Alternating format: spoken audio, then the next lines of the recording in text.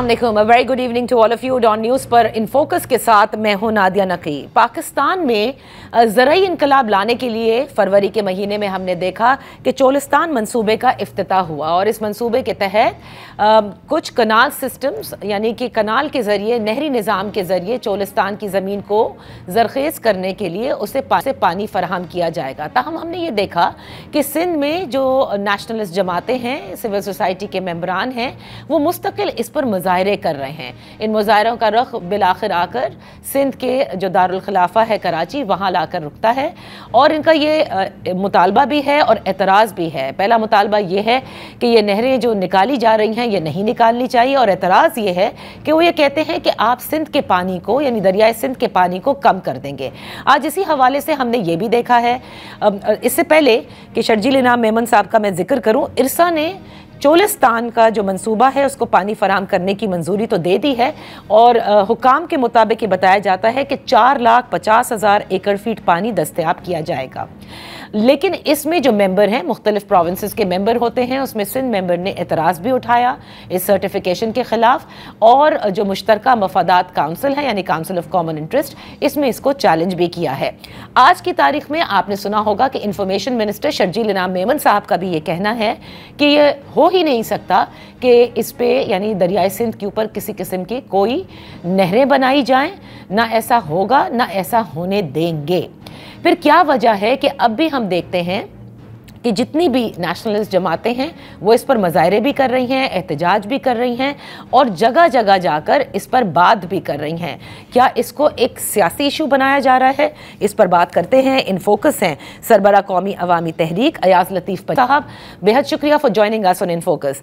अयाज पलीजो साहब, वैसे तो इतने रोज़ से मुजाहरे हो रहे हैं जिसमें मुख्तलिफ जमातें भी हैं, कौम परस्त, साथ में सिविल सोसाइटी मेंबरान भी हैं, लेकिन मैं ये जानना चाह रही हूँ कि आज जो हालिया बयान है इंफॉर्मेशन मिनिस्टर सिंध का और सीनियर वजीर हैं, वो ये कहते हैं कि दरियाए सिंध पे ना तो कनाल बने हैं न बनने देंगे। तो फिर तो इस इशू को अब सेटल हो जाना चाहिए क्योंकि सिंध में बैठी हुकूमत ने एक वाज़ेह मौक़िफ़ ले लिया इस पर। देखिए नादिया, शुक्रिया आपने इस मौजू पर गुफ्तगू के लिए मौका दिया। पीपल्स पार्टी के हमारे जो दोस्त हैं वो बड़े दिलचस्प लोग हैं, मजेदार आदमी हैं सारे पीपल्स पार्टी में अक्सर लोग। तो जब पीपल्स पार्टी कहती है कि सिंध में मुकम्मल ईमानदारी होगी और ट्रांसपेरेंसी होगी, उसी वक्त सबसे ज्यादा करप्शन होती है। जब पीपल्स पार्टी कहती है कि आदमशुमारी बिल्कुल आप फिक्र न करें, आदमशुमारी सही होगी, तब आदमशुमारी में सिंध की निशस्तें कम हो जाती हैं।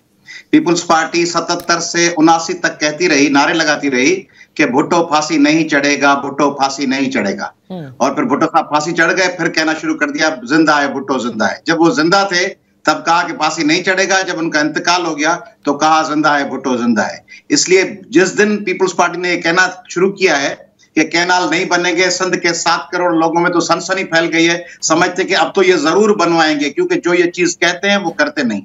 अब बात इस पे आ जाए नादिया कि हमें एतराज क्या। अच्छा, एतराज पे तो मैं आती हूँ, लेकिन अयाज लतीफ पलीजो साहब मुझे एक बात बताएं ना, वो सिंध पर हुकूमत कर रहे हैं, जाहिर है उनका एक पूरा वोट बैंक मौजूद है और इनमें से बहुत सारे ऐसे लोग हैं जो बाकायदा वडेरे हैं या इनके सपोर्टर्स होंगे जिनकी जमीनें हैं, तो फिर ये क्यों अपने साथ ज्यादती होने देंगे? सिंध के वडेरों की ही निशस्तें थी ना जो आदमशुमारी में इन्होंने कम करवा दी। सिंध के वडेरों के ही जमीनें हैं ना जिनको जमीनों को सुखा रहे थे, और सिंध के वडेरों की जमीनें हैं। जब सैलाब आया तो उनको डुबोया जा रहा था, केन शाह, कंदकोट, बदीन, शिकारपुर, दादू, ये जमीनें किसकी थी? वडेरों की थी, जिनको इन्होंने सुखा दिया, तबाह कर दिया, सिंध बर्बाद हो गया। तो ये इन पे लॉजिक अप्लाई नहीं होती कि सिंध के वडेरों के किसान हारी है ना जो अगवा होते हैं, और 6 अजला कंदकोट, घोटकी, शिकारपुर, लाड़काना, जैकबाबाद में डाकू दन दनाते फिर रहे हैं। वो किसके वोटर हैं? इनके वोटर हैं ना, जहां डाकू 4 बजे के बाद कर्फ्यू लगा देते हैं शाम को। तो ये लॉजिक होती है बाकी सूबों के बाकी हुक्मरानों पे अप्लाई, सिंध में लॉजिक अप्लाई नहीं होती नादिया। अच्छा, तो फिर अब आप अपने एतराज बताइए ताकि उसके हवाले से जो हुकाम कहते हैं इरसा के वो मैं आपके सामने पेश करूं। देखिए नादिया, हम दिलचस्प लोग हैं। जब सारी दुनिया जा रही थी इंडस्ट्रियलाइजेशन के लिए, उस वक्त हम कर रहे थे, अपनी कार्रवाई कर रहे थे और हम अफगानिस्तान को सपोर्ट कर रहे थे रूस के खिलाफ। जब लोग सारे आईटी पढ़ रहे थे तब हम मुआशरती उलूम पढ़ते हैं। जब लोग आगे बढ़ते हैं साइंस में, फिजिक्स में, केमिस्ट्री में, हम इंतहा पसंदी को फरोग देते हैं। हम दिलचस्प लोग हैं। अब जब पाकिस्तान में ज़रई ज़मीनें आबाद पंजाब और सिंध में हैं जहां लहलहाती फसलें होती हैं उनको हम दे रहे हैं प्लाटिंग स्कीम्स के लिए। सरसब्ज जमीनें तब्दील करेंगे प्लाटिंग स्कीम्स के लिए, और जो बंजर जमीनें होंगी उनको कहेंगे कि हम सरसब्ज करेंगे at the cost of those lands which are being cultivated. उन जमीनों को सुखाकर और चोलिस्तान की जमीनें आबाद करेंगे। ये जो 6 कैनाल हैं, लोग समझते हैं कि ये 6 कैनाल पंजाब में, इसलिए सिंध वाले लोग मुखालफत करते हैं। ऐसा नहीं है। इनमें जो ग्रेटर थल कैनाल है और जो इसमें दूसरा कैनाल चश्मा है और तीसरा जो कैनाल है, ये तीनों कैनाल, चोलिस्तान कैनाल, ये तीनों पंजाब में है। चश्मा आधा पंजाब को कल्टीवेट कराएगा, आधा केपीके को करेगा। अब एक कैनाल कच्ची कैनाल वो बलूचिस्तान के लिए है, 2 कैनाल रैनी कैनाल और थर कैनाल वो सिंध के लिए है। इसलिए यह समझना कि पंजाब के कैनालों पर ऐतराज है, 6 के 6 कैनालों पर ऐतराज है, यानी जो रैनी और थर सिंध के नाम पर है उस पर भी ऐतराज है। क्यों ऐतराज क्यों है नादिया? इसलिए कि आपकी जो घर के ऊपर छत है, टैंक बना हुआ है, उसमें पानी है ही नहीं। आप उसमें से कनेक्शन लेके दूसरे फ्लैटों की बिल्डिंग में देंगे तो इस फ्लैटों की बिल्डिंग जिसके लिए ये पानी नहीं है टैंक में, वो दूसरों के कहां जाएगा जब इसमें ही नहीं है। अच्छा, इसलिए अच्छा, यहीं पे रुक जाए ना, क्योंकि इरसा के हुकाम जो ये कहते हैं कि ये जो सिस्टम बनाया गया, यानी चोलिस्तान की जमीन को आपने बिल्कुल दुरुस्त फरमाया कि वो बंजर है, लेकिन एक ज़राई इनकलाब लाने के लिए उसको सरसब्ज करना है। लेकिन उस सूरत में उनका कहना है कि जो फ्लड वाटर है, यानी जब सैलाब आ जाते हैं वो पानी, तो फिर आपने देखा ना कितनी तबाही मचाता है, ये उसके लिए है, इसके अलावा नहीं है। नादिया, आपके या मेरे भाई बहन के अपने 4 बच्चे हों, उसमें जो 2 यूनिवर्सिटी में पढ़ते हो उनको यूनिवर्सिटी से निकालकर जो अभी नहीं पढ़ रहे हैं उनको पढ़ने के लिए सरसब्ज इनकलाब लाएंगे। जो आबाद जमीनें उनको तबाह करके बंजर जमीनों पे इनकलाब लाएंगे। एक सवाल। दूसरा सवाल यह है कि आप इस तरह कर सकेंगे कि आप कोई बिल्डिंग बना दे, उसमें मकीन ठहरा दे, फिर कहेंगे जब फ्लड आएगा तब पानी देंगे, तब तक बैठे रहो। जब आप जमीनें आबाद करेंगे, लाखों एकड़, 6 लाख एकड़ आबाद कर देंगे चोलिस्तान में, उनको कहेंगे कि पाकिस्तान में 10 साल सैलाब नहीं आया, 1 साल आएगा, उसमें आबाद कीजिएगा, 9 साल आप बैठे रहिएगा। देखिए ये मिथ है। सिस्टम में आपने जो 1990 का अकार्ड किया था, 91 का, उसमें कहा गया कि 117 MAF से ज्यादा पानी है। पानी 90 और 100 MAF के दरमियान था। वाटर अकार्ड का पानी है नहीं। इंडस वाटर ट्रीटी जो हुआ उसमें पाकिस्तान की 3 नदियां भारत को बेच दे दी गई, रावी, सतलज और ब्यास। जो वेस्टर्न रिवर्स हैं, झेलम, चिनाब और इंडस का पानी पाकिस्तान को मिला। उस सिस्टम में 117 MAF पानी 1991 के अकार्ड का नहीं है। समंदर में छोड़ने के लिए 20 मिलियन एकड़ फीट पानी नहीं है। कराची से सजावल, बदीन और ठट्टा तक समंदर ऊपर चढ़ रहा है, जमीन को निगल रहा है। आप इस वक्त कोटरी बैराज के नीचे आ जाएं, आपको रेत उड़ती हुई नजर आएगी। पानी नहीं है कोटरी बैराज के नीचे। गुड्डू और सखर के कैनालों के लिए पानी नहीं है। पानी है नहीं, आपके पास कुछ है नहीं, और आप तकसीम कर रहे हैं। देग में एक भी चावल नहीं है और आपने सारे गांव वालों को जमा किया है कि आओ आओ हमारे घर पे खैरात हो रही है और आओ चावल खाओ। चावल तो है नहीं, देग तो खाली, उसमें चम्मच चल रहा है। ओके, तो फिर अब मुझे ये बताएं कि अगर आपके ये इतराजात हैं और आप संजीदगी से इसके ऊपर, जाहिर है तमाम जमातें, जो कॉम्परस जमातें, वो इस वक्त मुजाहरे भी कर रही हैं, तो क्या पाकिस्तान पीपल्स पार्टी हो या पंजाब हो, इन सब के साथ मिलकर क्या आपने बैठकर बात की कि देखिए ये हमारे मसाइल हैं, यहाँ हमारी ये ज़मीनें जो हैं वो आपने जिस तरह से फरमाया कि कराची से ठट्टा सजावल, समंदर एक तरह से ज़मीनों को निगल रहा है, और जहाँ जहाँ कोटरी डाउन स्ट्रीम में पानी नहीं है उनको दिखाया जाए कि ये हमारा मसला है जिसकी वजह से हम एहतजाज कर रहे हैं, अब इसका हल निकाला जाए। नादिया, इसके लिए आप जैसे पेट्रियाटिक लोगों की जरूरत है जो इस मौजू की अहमियत को समझ रहे हैं। पहले तो मैं कराची, हैदराबाद और सखर में बसने वाले अपने भाइयों को कहूंगा कि ये ज़राई पानी का मसला नहीं है। आपके पास पीने का पानी नहीं होगा। कोटरी बैराज से कलरी बघाड़ फीडर निकलता है, कराची वाह जिसको कहते हैं, जिससे किंजर और हालजी से कराची को पानी आता है। जब कोटरी तक पानी पहुंचेगा ही नहीं इन कैनालों के बाद, तो फिर आगे पानी नहीं जा सकेगा। और पंजाब के भाइयों को, जैसा कि आपने कहा, अभी हमारा एक वफ्द गया है जिसने इस्लामाबाद में सारी अपोजिशन को अपना कम्युनिके और अपनी प्रेजेंटेशन दी है। मजहर राहुजो साहब गए हैं, हमारे सेक्रेटरी जनरल साहब। मैं आपके तवस्सुत से भी कह रहा हूं, मैं पंजाब के और पाकिस्तान भर के लोगों को कह रहा हूं, देखिए हम एक फेडरेशन है, पूरा मुल्क हमारा है, आपका है, हम उसमें हिस्सेदार हैं और हम स्टेक होल्डर हैं, और हम चाहते हैं कि पाकिस्तान आगे बढ़े। इस वक्त मुल्क को जोड़ने की जरूरत है। इस वक्त तकरारी मंसूबे बना के, देखें केपीके और बलूचिस्तान में हालात कंट्रोवर्शियल है, वहां पे गड़बड़ है, वहां अमन, कल धमाका हुआ है। इन हालात में पाकिस्तान के लोगों को जोड़ना है, तकसीम नहीं करना। इसलिए जो भाई, हमारी बहन मरियम नवाज साहिबा, हमारे भाई शहबाज शरीफ साहब और हमारे भाई और भतीजे बिलावल भुट्टो साहब और आसिफ अली जरदारी साहब, इनसे मैं इस्तदा कर रहा हूं कि ये आपको किसने आइडिया दिया है कि पाकिस्तान के लोगों को तकसीम करें? आप तो जोड़ने की बात करें, आप तो कहें कि हम मिल बांट कर खाएंगे पाकिस्तान को, और मिल बांट के हम बोएंगे और उगाएंगे और फिर उस फसलों को इस्तेमाल करेंगे। आप जब कैनाल की बात करते हैं तो सिंध को दीवार से लगा रहे हैं। सिंध को दीवार से लगाएंगे, उसके इंतहाई खतरनाक नताइज निकलेंगे। मैं आप पाकिस्तान की अदालतों से इस्तदा कर रहा हूं, सुप्रीम कोर्ट और हाई कोर्ट से, कि देखें पानी की मुनसिफाना तकसीम। पहली बात तो हमें 1991 के अकॉर्ड पे एतराज था, अब उस 1991 के अकॉर्ड पे भी अमल नहीं हो रहा। सिर्फ सुखाया जा रहा है इंटेंशनली। डुबाने के वक्त डुबोते हैं और सुखाने के वक्त सुखा देते हैं। हमारे साथ ये रवैया मत इख्तियार करें। हम आपके भाई हैं, स्टेक होल्डर हैं, हमने करारदाद पाकिस्तान मंजूर की थी। अच्छा। हम आपकी बेहतरी चाहते हैं, आप भी कम से कम हमारी बेहतरी नहीं चाहते तो हमारी तबाही तो मत चाहें। अच्छा, तो देखिए, जब विफाक के अंदर इस प्रोजेक्ट का जिक्र हो रहा था या जब बात हुई तो शहबाज शरीफ साहब के इस मंसूबे पे ना तो ज्यादा उन्होंने भी बात की, और पाकिस्तान पीपल्स पार्टी वहां मौजूद भी नहीं थी, जो हमारी इत्तलात हैं, यानी उन्होंने बढ़ चढ़कर इसमें हिस्सा नहीं लिया। दूसरी जानिब आपको याद होगा याज पलीजा साहब कि वजीर आला सिंध ने बाकायदा तौर पर एक खत भी लिखा है, और वो खत डिप्टी प्राइम मिनिस्टर के नाम लिखा, और उन्होंने वाज़ेह तौर पर यह कहा कि फौरन इस मुतनाज़ा कनाल सिस्टम को चोलिस्तान के रोका जाए, और उन्होंने CWP का जो पूरा मंसूबा था उसके हवाले से उन्होंने कहा कि यह गैर कानूनी तरीके से इसको पास किया गया है। तो मेरा ख्याल है कि पाकिस्तान पीपल्स पार्टी, जहां आपको लगता है कि वो संजीदा नहीं, लेकिन वो तो इसके ऊपर मुस्तकिल आवाज उठा रही है। खतूत लिखे जा रहे हैं, वजीर आला बात कर रहे हैं, निसार खोड़ो साहब कर चुके हैं, लेकिन कहीं मामला कुछ और है। नादिया, एक पुरानी फिल्म आई थी नूरजहान, प्रदीप कुमार और मीना कुमारी की। उसमें साहिब आलम को मीना कुमारी कबूतरों के जरिए खतूत भेजती थी, कबूतर के पांव में बांधकर। फिर वो साहिब आलम के महल पे जाके बैठते थे कबूतर, और फिर साहिब आलम उस खत को पढ़ते थे।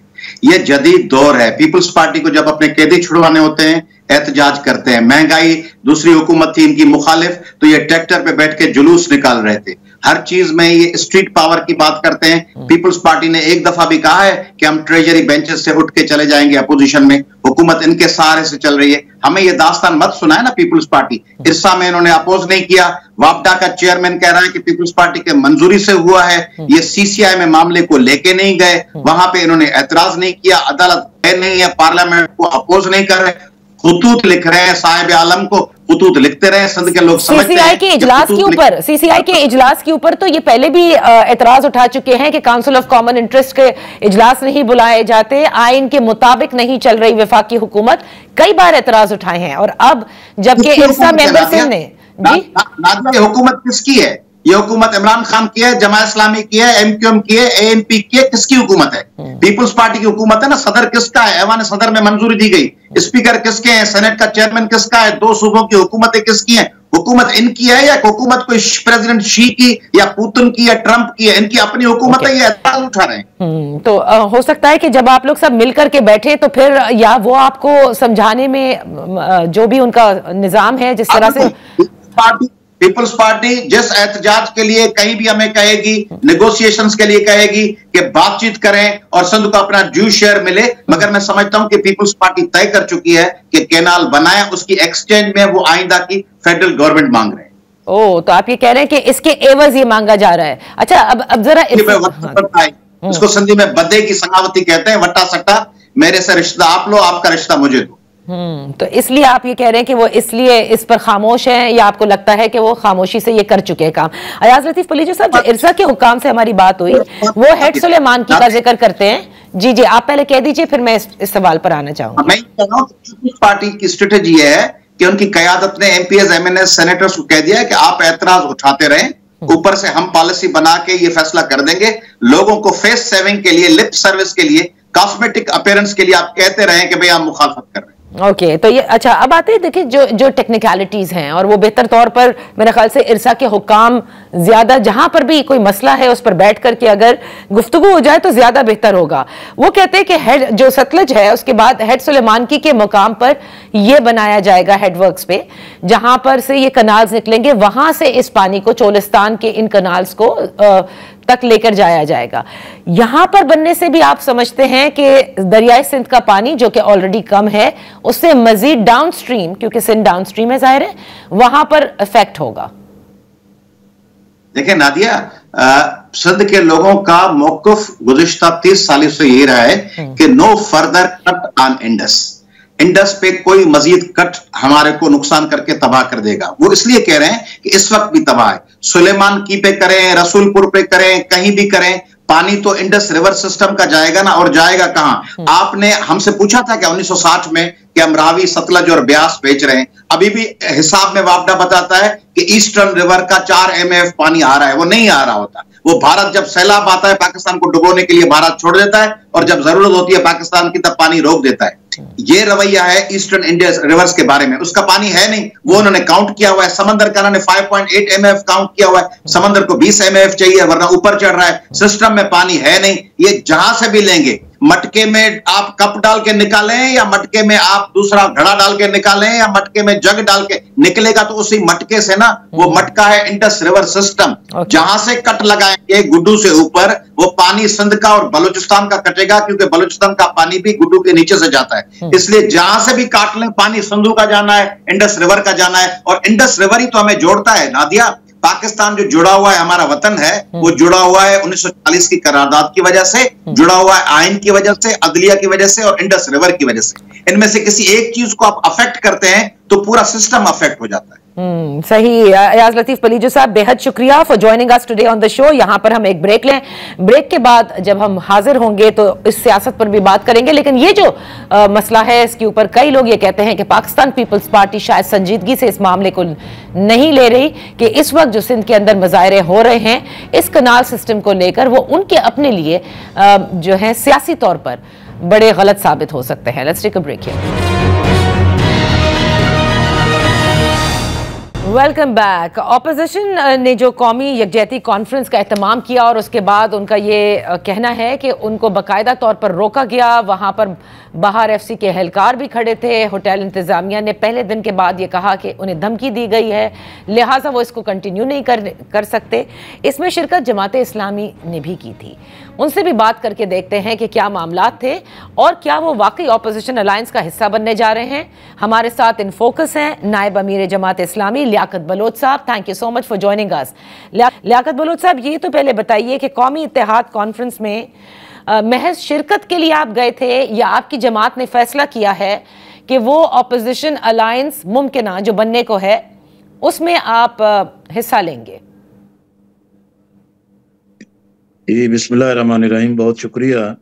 देखिए, एक तो जो अपोजिशन जमातों ने एक जगह पे प्रोग्राम की अनाउंसमेंट की, लेकिन वहाँ का NOC कैंसिल कर दिया गया। फिर दूसरी जगह का NOC जारी हुआ, वहाँ भी बहुत ही कतगन और बंदिशें और रुकावटें पैदा की गई। हमने वहाँ भी मजम्मत की है और इसकी मजम्मत करते हैं। अपोजिशन जमातों का ये आइनी जमहूरी सियासी हक है कि वो हुकूमत की जो गलतियां हैं, उसकी कोताहियां हैं, या अवाम की मुखालफत में जो इक़दामात हैं उस पर अपनी आवाज़ बुलंद करें। और जो हुकूमतें इस तरह की कतगने आयद करती हैं, बिल आखिर नुकसान उन्हीं का होता है। दूसरा ये है कि अपोजिशन जमातों का जो सेमिनार था कौमी यकजहती का, तो इस हवाले से जमात इस्लामी की तरफ से मैंने नुमाइंदगी की जी। और हमारा ये एक प्रिंसिपल स्टैंड है कि भी ये जो अब मुल्क में मुसलसल एक तर्ज की इत्तेहादी सियासत है वो अमलन चल नहीं पा रही। हम देखें कि माजी में कौमी इत्तेहाद बना, IGI बना, ARD बनी, MRD बनी, MMA बना, APDM बनी। अभी इमरान खान साहब ने भी एक इत्तेहादी हुकूमत बनाई, अब PDM की भी एक हुकूमत बनी। इस वक्त भी पीपल्स पार्टी और मुस्लिम लीग की हुकूमत है, लेकिन ज्योतियों में दाल बट रही है, एक दूसरे पर इल्ज़ाम तराशियाँ लगाई की जाती हैं। इसलिए हमारा मौक़िफ़ यह है कि भी कौमी सतह पर एक मौक़िफ़ बनाना चाहिए, कौमी तरजीहात के कम अज़ कम एजेंडे पर इकट्ठा होना चाहिए और उसके मुताबिक हर पार्टी अपने अपने प्लेटफॉर्म से जद्दोजहद करे। मैंने इसकी मिसाल भी दी जब तहरीक तहफ़्फ़ुज़ आइन पाकिस्तान तश्कील पा रही थी जी। कि बांग्लादेश में जनरल इरशाद की आमरीत थी और उसके मुकाबले में जमात इस्लामी, अवामी लीग, BNP अपोजिशन जमातें थीं। उन्होंने एक स्टीयरिंग कमेटी बनाई जिसमें उन्होंने कौमी मौक़िफ़ पर इत्तफ़ाक़ किया लेकिन तीनों जमातें जो हैं कि अपने अपने प्लेटफॉर्म से जद्दोजहद भी कर रही थी, जलसे भी कर रही थी, एहतजाज भी कर रही थी, जिससे हुकूमत को मफलूज कर दिया जाता था। तो पाकिस्तान में भी असर नौ अपोजिशन को किसी नए अंदाज में अपनी आवाज़ को मौसर बनाने की कोशिश करना होगी, वगरना इत्तेहादों के तर्ज पर अब आवाम को भी एतमाद नहीं रहा और अवाम भी उनकी कॉल पर लब्बैक नहीं कहते, और बाज़ों में खुद जो है कि ऐलानात तो बड़े कर दिए जाते हैं, लेकिन उसके मुताबिक जब नताइज नहीं आते तो वो जमहूरियत का भी नुकसान होता है और अवाम भी अपने आप को बेयारो मददगार समझते हैं। अच्छा, इसलिए तो लियाकत बलोच अपोजिशन साहब, जमातें अगर कहीं भी इकट्ठी होंगी तो हम जरूर जाएंगे, ठीक, और जो हुकूमत की फिस्तायत है उस पर भी जरूर अपना एहतजाज करेंगे। सही। लेकिन हमारा एक मौक़िफ़ है जो हमने सबके सामने पेश किया है। तो लेकिन लियाकत बलोच साहब, ये मुझे बताइए ना कि जैसे इमरान खान साहब ने तो अपनी जमात को कहा है कि ईद के बाद एहतजाज की कॉल देनी है, और उसी ज़िम्न में उन्होंने कहा कि दीगर अपोजिशन जमातों से रब्ता करें। तो अगर ऐसा कोई एहतजाज होता है तो आप उसका हिस्सा ज़रूर बनेंगे, लेकिन किसी इत्तेहाद का हिस्सा आप नहीं बनेंगे। देखा जी, अगर कोई पार्टी अपनी बुनियाद पर एहतजाज करती है तो ये तो उसका हक है। जैसे जमात इस्लामी ने बिजली के मसले पे, गैस और जो मुल्क में बदअमनी और दहशत गर्दी के इश्यूज हैं, इस पर भी ईद के बाद एक बड़े एहतजाज की कॉल दी हुई है। तो अगर तो अपोजिशन जमातों का किसी एक मुश्तरका मौक़िफ़ पर इत्तफाक हो जाता है तो जाहिर है उस इत्तफाक की बुनियाद पर अपने अपने प्लेटफॉर्म से उसी डायरेक्शन में किसी जद्दोजहद पर इत्तफाक होता है तो हम उसके मुताबिक अपना रोल और किरदार अदा करेंगे। वगरना असूली तौर पर आइन के तहफ़्फ़ुज़ के लिए, जमहूरियत की बहाली के लिए जैसे इंतखाबात का मुतालबा किया जा रहा है, इससे भी हमारा दूसरा मौक़िफ़ है कि 2024 का इलेक्शन जो है वो धांधली ज़दा है, लेकिन फॉर्म 47 की बुनियाद पर लोगों को मुसल्लत कर दिया गया है, और उसकी ओरिजिनल बुनियाद है कि फॉर्म 45 को बाजियाब किया जाए और उस जो हकीकी अवामी मैंडेट है उसकी बाजियाबी की जाए। यानी आप ये कह रहे हैं कि नए इलेक्शंस का जो मुतालबा ऑपोजिशन की दूसरी जमातें करती हैं कि नए इलेक्शंस ही मसाइल का हल है, आप ये कहते हैं कि नहीं, फॉर्म 47 को पहले इन्वेस्टिगेट किया जाए, नए इलेक्शन हल नहीं है।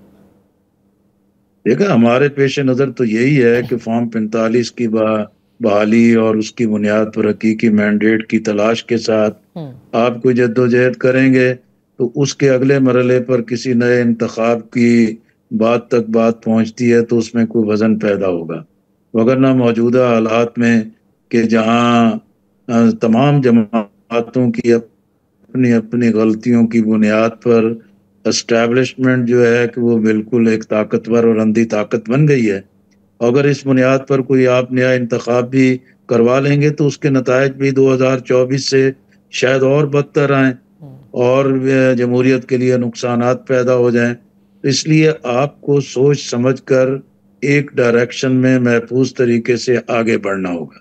अच्छा। जितना जल्दी हम अपोजिशन जमातें एक मौक़िफ़ अख्तियार कर लेंगी, उसी को तक़वियत भी मिलेगी और अवाम के अंदर भी एतमाद पैदा होगा। लेकिन लोगों को फिर आपसे शिकायत है ना लियाकत बलोच साहब, वो कहते हैं जमात इस्लामी, माजरत के साथ ये महावरतन मैं कह रही हूँ, कि अपनी 1.5 ईंट की मस्जिद बनाते हैं। यानी तमाम आपकी तहफ़्फ़ुज़ात हैं मौजूदा हुकूमत से, आप उनकी महंगाई के हवाले से भी नाक़िद हैं, आप कहते हैं कोई महंगाई कम नहीं हुई, आप कहते हैं ये फॉर्म 47 की हुकूमत है, मुसल्लत की गई हुकूमत है। लेकिन आप कहते हैं कि अगर मुत्तफ़िक हैं अपने प्लेटफॉर्म से एहतजाज, इत्तेहाद में तो बरकत होती है ना लियाकत बलोच साहब, तो फिर ऑपोजिशन इत्तेहाद में बरकत क्यों नहीं हो सकती? जब हम सारी बरकतें देख चुके हैं ना जी, ये बरकतें नहीं होती, बेबरकती होती है। अच्छा। और अवाम को एक मौक़िफ़ समझाया जाता है, लेकिन पस मंज़र में मुख्तलिफ जमातें जो हैं कि बैकडोर डिप्लोमेसी होती है और कहीं ना कहीं अपनी जगह एक मुज़ाकरात शुरू कर लिए जाते हैं। जैसे हाल ही में आपने देखा कि तहरीक तहफ़्फ़ुज़ आईन पाकिस्तान में PTI ने हुकूमत के साथ मुज़ाकरात शुरू कर लिए, उनके बाकी पार्टनर जो है कि उनका मुंह ही देखते रह गए। तो ये चीज़ें तो हमने बार बार तजर्बा की हैं और एक मरतबा नहीं, कई मरतबा हुए हैं। और किसी एक पार्टी का नहीं, तमाम जमातों का यही जो एक तजर्बात हैं जो सबके सामने मौजूद हैं। जो हम बात कहने की कोशिश कर रहे हैं कि हुकूमत जाली है, हुकूमत को ज़बरदस्ती मुसल्लत किया गया है, इनके पास कोई अवामी मैंडेट नहीं है। अब इसके मुकाबिल में आप किस तरीके से आगे बढ़ेंगे? अब जैसे 26वीं आईनी तरमीम का मरहला था, हमने उस वक्त भी कहा कि भी आप हुकूमत के साथ अंगेज ना हो, आप मुज़ाकरात का हिस्सा ना बने, वरना हुकूमत यही लेबल करेगी कि हमने तो अपोजिशन से मुज़ाकरात कर लिए, लेकिन वो मैं ना मानू वाली बात पे खड़े हैं। हमने यही कहा था कि आप मुज़ाकरात का हिस्सा न बने, इसको इन टोटल जो है आप मुस्तरद कर दें कि ये बदनीयती पर मबनी है, ये आइन पर हमला है, जमहूरियत पर हमला है, ये अदलिया की आज़ादी पर हमला है। अब मुज़ाकरात में अंगेज हो गए। कल JUI ने भी अपने यही एतराज़ात रखे कि भी अब हमारे ऊपर इल्ज़ाम दिया जा रहा है, जब 26वीं आईनी तरमीम पे हमने PTI को मुकम्मल तौर पर ऑन बोर्ड रखा, हर मरहले पर उनको एतमाद दिया और हम एतमाद के साथ आगे बढ़े। सही। इसलिए जब इस तर्ज की चीजें होती हैं तो वो इत्तेहादों की तश्कील और उसको मौसर बनाने के रास्ते में रुकावट बन जाती हैं। अच्छा, लेकिन जरूरी तो नहीं है लेकिन एक बात, गली के अंदर खड़े रहें और वही आजमाई हुई चीजें जो हैं कि उनको बार बार आजमाते रहें, उसका नतीजा कोई भी ना है। जिस 26वीं आईनी तरमीम के हवाले से आप लोग ये कहते हैं, आपको सवाल कर रहे हैं। जी मैं कह रही हूँ आपको तहफ़्फ़ुज़ात हैं 26वीं आईनी तरमीम के हवाले से, लेकिन अगर सबको कंसल्ट न किया जाता और बकौल मौलाना साहब के कि उन्होंने बाकायदा तौर पर उस 26वीं आईनी तरमीम का जहर जो है वो निकाल दिया है, वो दांत तोड़ दिए हैं, तो फिर तो ये किसी और ही शक्ल में आनी थी। तो अच्छी बात है कि सबको ऑन बोर्ड लेकर फिर उनसे राय तलब की जाए और जिस हद तक चीज़ों को बेहतर किया जा सके, फिर जमहूरियत में तो यही होता है। नहीं, मसला यह है कि भी अब आप देखें ना अदलिया का क्या असर कर दिया है, और इसके साथ साथ उसके बाद पीका एक्ट भी आ गया है, तो जहर तो और फैलता चला जा रहा है, जहर तो बढ़ता चला जा रहा है। आप हुकूमत के जब हैसियत को भी जाली करार देते हैं, उसके मैंडेट को भी जाली करार देते हैं और ज़बरदस्ती उसे अवाम पर मुसल्लत कर दिया गया है, और उसके इक़दामात को आप शेयर भी करते रहें, उसको सपोर्ट भी करते रहें और उसके पुष्टबान बन के भी खड़े हो जाएं, इसी से अवाम कंफ्यूज होते हैं। अब पहला मरहला था कि जैसे इंतखाबात आप 1977 में देखें कि 1977 में भी यही सूरत हाल थी कि इंतखाब में धांधली थी। उस वक्त की अपोजिशन ने फैसला किया कि हम इन असम्बलियों में नहीं जाएंगे, तो किसी ने भी हल्फ नहीं उठाया और वो हुकूमत अपनी जगह जो है कि चल ना पाई। इसलिए कोई ना कोई चीज तो आपको तय करनी पड़ेगी कि आप एक जाली हुकूमत जिसके पास कोई मैंडेट नहीं है, उसके मुकाबिल में आवाम को किस बुनियाद पर एतमाद दे सकते हैं। ओके, ठीक है लियाकत बलोच साहब, बेहद शुक्रिया फॉर ज्वाइनिंग अस। यहाँ पर हम एक ब्रेक लेते हैं, जब ब्रेक के बाद वापस हाजिर हों तो हमारे साथ होंगे सीनियर तज्जिया निगार, उनसे पूछेंगे ये जो सियासी मामलात हैं इस वक्त अपोजिशन के और हुकूमत के, वो इसको किस तरह देख रहे हैं। Welcome back. सियासी मामलात पर तज्जिए के लिए हमारे साथ सीनियर सहाफ़ी और तज्जिया निगार इन फोकस हैं मजहर अब्बास साहब, बेहद शुक्रिया फॉर ज्वाइनिंग आप। मजहर अब्बास साहब, अभी जो ये हाल ही में कौमी यकजहती कॉन्फ्रेंस अपोजिशन ने जो मुनक्किद की, NOC कैंसिल हुए 2 जगह से, और उसके बाद जो हाल हुआ इस कॉन्फ्रेंस का, आपके नज़दीक इसमें ज़ाहिर है पाकिस्तान तहरीक इंसाफ की तो अपनी शिकायतें थी, वो कहते हैं उनको जलसे नहीं करने दिए जाते, वो रैलीज नहीं कर सकते, लेकिन ये तो तमाम अपोजिशन जमातों को मदऊ भी किया गया था, और इसके जो मेज़बान थे वो अचकज़ई साहब थे और खाकान अब्बासी साहब थे। फिर ये NOC की कैंसलेशन और रखने डालने, क्या मैसेज दिया गया है तमाम अपोजिशन जमातों को आपके नज़दीक? देखिए, पहली चीज़ तो ये कि नादिया, ये जो गवर्नमेंट का और या एडमिनिस्ट्रेशन का NOC ना देना, इससे ऑपोजिशन को तो कोई नुकसान नहीं हुआ, माँ सिवाय इसके कि जो उन्होंने प्लान किया था उसको थोड़ा सा उन्हें डिस्टर्ब हो गए प्लान से, वो हुआ, लेकिन अदरवाइज जो पर्पस होता है अपोजिशन का वो बेसिकली यही होता है कि उनकी आवाज़ जो है वो लोगों तक पहुंच जाए और हुक्मरानों तक पहुंच जाए, तो वो तो पहुंच गई। जब आपने एक नॉर्मल इवेंट होता है उसकी कवरेज हो या उसमें जो बातें हुई हों वो एक इवेंट होता है, लेकिन जब हुकूमत इस तरह के इक़दाम करती है तो एक से ज़्यादा इवेंट बन जाता है, जो कि बन गया। कॉन्फ्रेंस की इजाज़त ना देना, एक तरीके से उसकी कंडेमनेशन, फिर जगहों का वो तरह, तो एक साइड की इस स्टोरीज अपनी जगह बन गई और मेन जो थीम था। लेकिन जो आउटकम है इस कॉन्फ्रेंस का वो कोई बहुत वाजे नहीं है। इसके बहुत से लोगों की एक्सपेक्टेशन थी कि शायद कोई ग्रैंड अपोजिशन अलायंस की तरफ बात जाएगी, कोई इत्तेहाद की तरफ बात जाएगी, लेकिन इसके दौरान हमने देखा कि JUI का एक बड़ा मुख्तलिफ सा मौक़िफ़ सामने आ रहा है और जो शायद PTI काफ़ी अरसे से कोशिश कर रही है वो मटीरियलाइज़ नहीं हो रही कि जो किसी भी तहरीक चलाने के लिए ज़रूरी होता है कि मिनिमम एजेंडे पर इत्तेफाक राय किया जाए। वो लगता ये कि कॉन्फ्रेंस की हद तक तो ठीक है कि सारी अपोजिशन जमातें आ गईं, उन्होंने बातचीत की, अपनी अपनी मोर और लेस वही बातें की इलेक्शंस के हवाले से, डेमोक्रेसी के हवाले से। लेकिन जब बात आती है कि हुकूमत के ख़िलाफ़ कोई तहरीक चलाने की, तो वहाँ लगता यह है कि वहाँ डिवीज़न है। वहाँ लगता यह है कि बहुत सी जमातें जो हैं बशमूल जमीयत उलमा इस्लाम उसके तहफ़्फ़ुज़ात हैं तहरीक इंसाफ के हवाले से। ये वो चीज़ है जो गवर्नमेंट को फ़ायदा पहुँचाती है, ये वो मामलात हैं जिससे गवर्नमेंट को फ़ायदा होता है कि डिवाइडेड अपोजिशन ज़ाहिर है उनको फ़ायदा हो रहा है। बाकी गवर्नमेंट की जो रिप्रेशंस हैं अगेंस्ट PTI, जो उनके जो है मुख्तलिफ इक़दामात हैं, तरीक़ेकार हैं, वो एक अथॉरिटेरियन रिजीम की तरफ इशारा करते हैं, वो एक अथॉरिटेरियन स्टाइल की तरफ इशारा करते हैं, जिसकी मेरा ख्याल है कोई ज़रूरत नहीं थी। लेकिन गवर्नमेंट और एक जो टिपिकल हमारा माइंडसेट है ये उसको रिफ्लेक्ट कर रहा है, ये उसकी तरफ हमें ले जा रहा है कि यही माइंडसेट हमने साल से देखा है, जो एडमिनिस्ट्रेटिव माइंडसेट होता है कि किसी अपोजिशन को ख़ास तौर पे जब हुकूमत खुद चाहती हो कि उस अपोजिशन की आवाज़ दबाई जाए तो administration more loyal than the king वाला काम करती है। सही तो मेरा ख्याल है उससे में तो गवर्नमेंट जो नाकाम रही है, लेकिन अपोजिशन का अपना इत्तेहाद जो है वो अब तक कायम होता नजर नहीं आ रहा। तो अगर नहीं कायम होता नजर आ रहा और एक डिवाइडेड ऑपोजिशन जैसे आपने कहा कि वो फिर जाहिर गवर्नमेंट के लिए तो एक विन विन सिचुएशन होती है if it's a divided opposition, और अभी तक तो JUI का भी मौक़िफ़ बड़ा वाज़े है कि वो अभी किसी अलायंस का हिस्सा नहीं बन रहे। एहतजाज के हवाले से भी उनके कई रहनुमा हमारे अपने प्रोग्राम्स में कह चुके हैं कि नहीं, वो किसी एहतजाज का भी अभी हिस्सा नहीं बनने जा रहे, क्योंकि जो तहफ़्फ़ुज़ात हैं वो कहते हैं पहले अगर वो दूर हो जाते हैं तो फिर आगे सोचा जाएगा। इसी तरह जमात इस्लामी वाले वो कहते हैं, जमात इस्लामी कहती है हम अपनी अपने प्लेटफॉर्म से जद्दोजहद करें। इधर आ जाएं, खाकान अब्बासी साहब की जमात फेयरली न्यू जमात है, ज़ाहिर उसमें इतने लोग नहीं हैं और ना ही वो पार्लियामेंट का हिस्सा है, चले ना भी होते पार्लियामेंट का हिस्सा, बट एक नई बिल्कुल न्यू बॉर्न जिसे कहते हैं पॉलिटिकल पार्टी है। फिर बकिया छोटी जमातें हैं।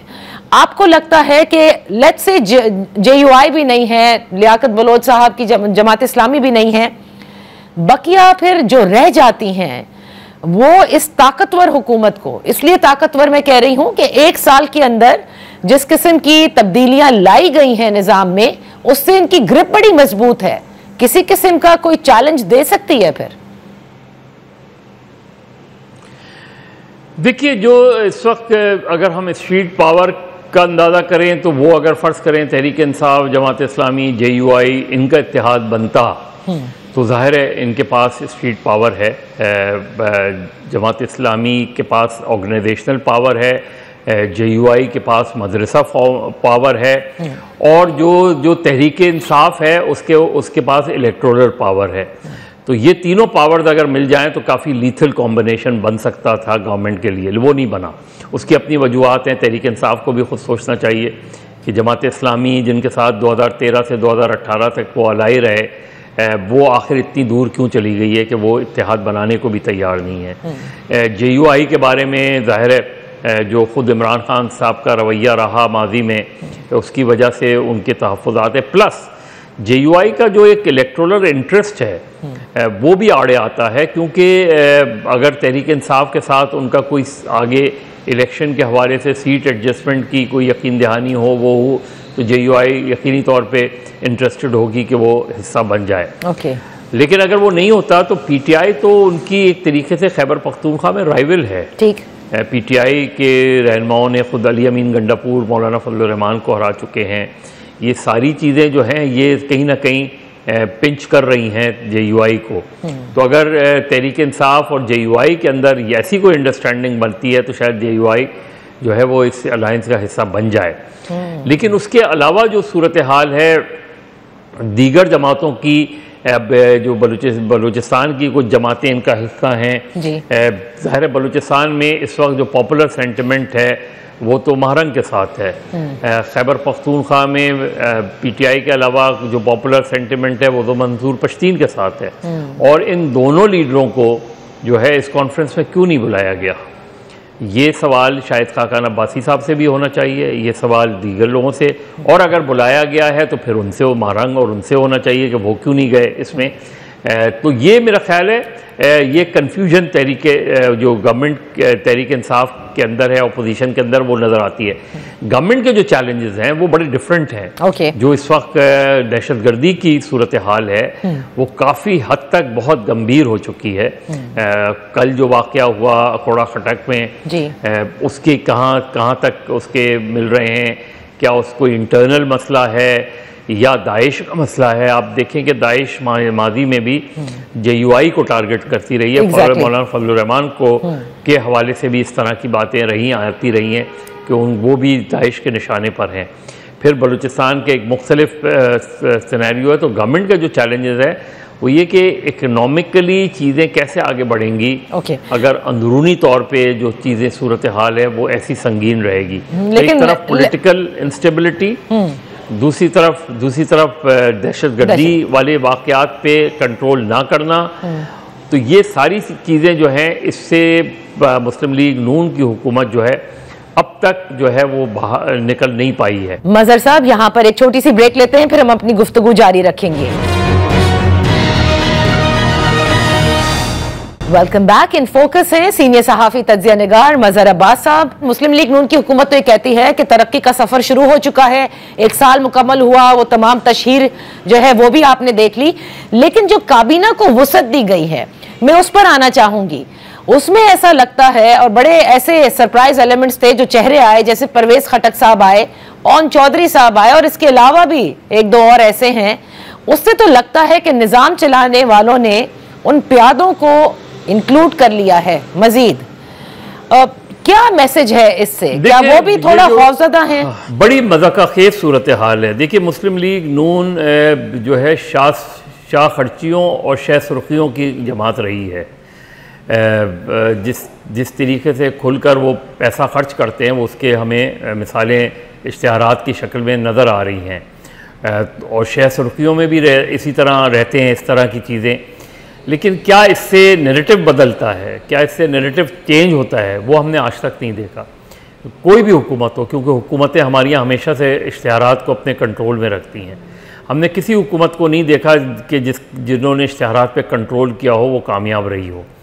वो हमेशा, क्योंकि ग्राउंड बड़ा मुख्तलिफ होता है।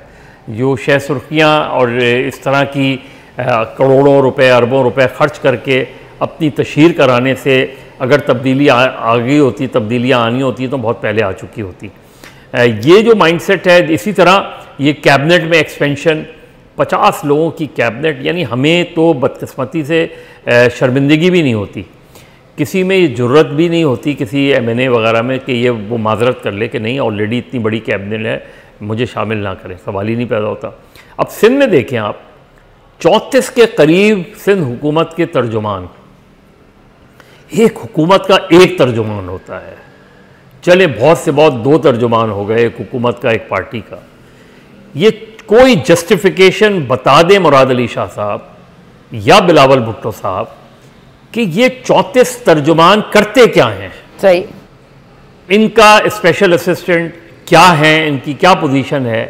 वहाँ से बायस किया कि शायद इनको गाड़ियाँ मिल गई हैं, झंडा लग जाता है।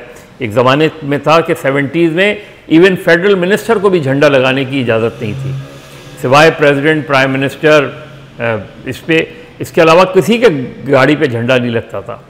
तो या तो ये है, तो ये जो शाह खर्चियाँ हैं, आपने अब अगर इतने सारे 3 दर्जन के करीब तर्जुमान होंगे या 50 के करीब वफाकी काबीना होगी, क्या क्या करेंगे आप? यानी क्या जो काम अपने पिछले 1 साल में नहीं हो रहा, मजीद 12 मिनिस्टर्स को लेके, मुशीरों को लेके आप कौन सा तीर मार लेंगे?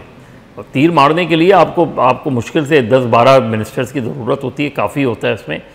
ये एक तरीके से पॉलिटिकल इनसिक्योरिटी भी फील कर रहे हैं लोग। पार्टी के अंदर, मुस्लिम लीग के अंदर भी बहुत से लोग जो है सवालात उठा रहे थे, सवाल कर रहे थे, शायद उनको प्लीज़ करने के लिए आपने किया हो उसके अंदर। लेकिन मुझे बिल्कुल भी इस चीज़ की कोई जस्टिफिकेशन नज़र नहीं आती, सिवाय इसके कि आप इकनॉमिक स्टेबिलिटी, अगर इसी का नाम है कि आप पर्क्स बढ़वा लें, MNAs के, सेनेटर्स के पर्क्स बढ़ जाएं, तर्जुमानों की फौज जफर मौज लग जाए, क्या बात ये कर हम रहे ऐसी हैं? दुनिया को क्या दे रहे हैं? और ऐसे मुल्क मैसेज दे रहा है जिसका वजीर आजम बार बार ये कहता है हम शबाना रोज मेहनत कर रहे हैं, हमने मईशत को दुरुस्त करना है, खर्चे कम करने हैं, राइट साइजिंग करनी है, वहां ये सब जिसे कहते हैं बड़ी मौज लगी हुई है। आखिर में, बिकॉज 1 मिनट है, लेकिन आपसे क्रिकेट पर बात ना हो यह हो नहीं सकता। ये तो बताएं कि इतनी तनकीद हो रही है मोहसिन नकवी साहब पर, इनके पास 2 जो हैं वो ओहदे हैं, फिर इस तरह से जाहिर है कि मामलात सही नहीं चल पा रहे क्रिकेट में हमारी, और उनकी सुबकी ही हो रही है। ये क्या रीजन आपको लगता है? Why 2 positions? देखिए, हमारियां नादिया कंसिस्टेंसी नहीं है। हम 2013-17 का हम चैंपियंस ट्रॉफी जीते, सरफराज की क़यादत में इंडिया को हराया, तो हम 6 महीने तक उसको सेलिब्रेट ही करते रहे, और उसके बाद हमने यकायक देखा कि टीम में तितर बितर हो गई। जहां हम कोई चीज़ जीतते हैं तो हमारी पहली कोशिश होती है उस टीम को तोड़वा दिया जाए। जहां हमारी कामयाबियां होती हैं उसमें हमें, तो हमारा जो एक अप्रोच है टुवर्ड्स क्रिकेट, उसका बेसिक फ्लॉ है। इसमें क्रिकेट बोर्ड के चेयरमैन मोहसिन नकवी हो जाएं, नजम सेठी हो जाएं, XYZ कोई हो जाएं, बहुत से लोगों का ख्याल है कि जी क्रिकेटर होना चाहिए। क्रिकेटर का होना भी एक प्रॉब्लम है, इसलिए कि अगर आप फ़र्ज़ करें आप किसी ऐसे क्रिकेटर को लाते हैं, उसको क्रिकेट बोर्ड का चेयरमैन बनाते हैं, जिस टीम के बहुत से लड़के किसी न किसी स्टेज पर उनके साथ खेले हों, तो वहाँ कॉन्फ्लिक्ट ऑफ इंटरेस्ट आ जाता है। ये जो हमारे यहाँ एक अच्छी एडमिनिस्ट्रेटिव पोजीशन होती है क्रिकेट बोर्ड का चेयरमैन, लेकिन ऐसा नहीं हो सकता कि जिस मुल्क में दहशतगर्दी की इतनी लहर हो, उस मुल्क का वज़ीर दाखिला जो है वो क्रिकेट बोर्ड का चेयरमैन भी हो। क्या करेंगे वो क्रिकेट बोर्ड के चेयरमैन के तौर पे? उन्होंने बहुत अच्छे स्टेडियम बना दिए, गुड फॉर द पीपल, इसमें कोई शक नहीं है, लेकिन ज़ाहिर है क्रिकेट बोर्ड का चेयरमैन टीम नहीं बनाता। अगर टीम के मामलात में उनकी इंटरफेरेंस होती है तो वो बिल्कुल गलत है, नहीं होनी चाहिए। आपकी एक अच्छी जो है सिलेक्शन कमेटी होनी चाहिए। कप्तान आप किसी एक को आप देख लें कि पिछली चैंपियंस ट्रॉफी से लेके इस चैंपियंस ट्रॉफी तक आपके कितने क्रिकेट बोर्ड के चेयरमैन तब्दील हुए हैं, कितने कप्तान तब्दील हुए हैं आपके, कितनी मरतबा हमारे यहाँ जो है जो फास्ट बॉलर्स और इनमें तब्दीली, ओपनर्स, किसी एक मरतबा ओपनर को भेज दिया, किसी दूसरी मरतबा सियासत यहाँ पर भी टीमों से कंपैरिजन कर लें। नहीं, यहाँ पर भी देखिए पीसीबी में आपने बिल्कुल कंपैरिजन तो करें, लेकिन साथ में हमारे यहाँ इस पूरे इदारे के अंदर भी सियासत है ना। जो भी आता है वो अपने लोग लेकर आता है, और क्या कुछ कहानियां जो स्पोर्ट्स एनालिस्ट कह रहे हैं। क्रिकेट बोर्ड के नादिया, क्रिकेट बोर्ड के चेयरमैन को प्राइम मिनिस्टर की पोजीशन के बाद सबसे मजबूत पोजीशन कहा जाता है, कि प्राइम मिनिस्टर सबसे ताकतवर शख्स कहा जाता है क्रिकेट बोर्ड के चेयरमैन को। हमारे लिए अच्छी बात है कि इंटरनेशनल क्रिकेट वापस आई, हमारे यहाँ PSL जो है वो वापस आई, हमारे यहाँ चैम्पियंस ट्रॉफी वापस आई। अनफॉर्चुनेटली इंडिया के मामलात हमारे यहाँ ज़रा मुख्तलिफ हैं, इंडिया के अपने मामलात हैं, वरना बहुत अच्छा होता। लोग इंडिया के भी और पाकिस्तान के भी एक दूसरे मुल्कों में देखना चाहते हैं एक दूसरे की टीम को, वहाँ हम नाकाम रहे। अदरवाइज़ चैम्पियंस ट्रॉफी का होना, पीसफुल होना अभी तो कुछ रह गया है, दुआ है कि पीसफुली खत्म हो जाए। ये बहुत बड़ी बिल्कुल आपने दुरुस्त कहा मजहर साहब, आपका गिला भी बजा है और सबका गिला बजा है कि पीसीबी के अंदर ये जो सियासी भर्तियों के हवाले से हमेशा, ग्रुप बंदी के हवाले से हमेशा ये बातें होती हैं। आखिर कभी तो हमें सोचना होगा कि किस तरह से उस एक खेल को जिसकी तरफ तमाम पाकिस्तानी मुतवज्जे भी होते हैं, उसको बहुत पसंद भी करते हैं, और अगर टीम हार जाए तो बेचारे उदास भी हो जाते हैं, कम से कम उस खेल के लिए फेयर लोगों की सिलेक्शन होनी चाहिए और फेयर तरीके से इस इदारे को चलाना होगा। That's all for today. इजाजत दीजिए, कल तक के लिए आप सबको पेशगी रमजान मुबारक हो। अल्लाह हाफिज।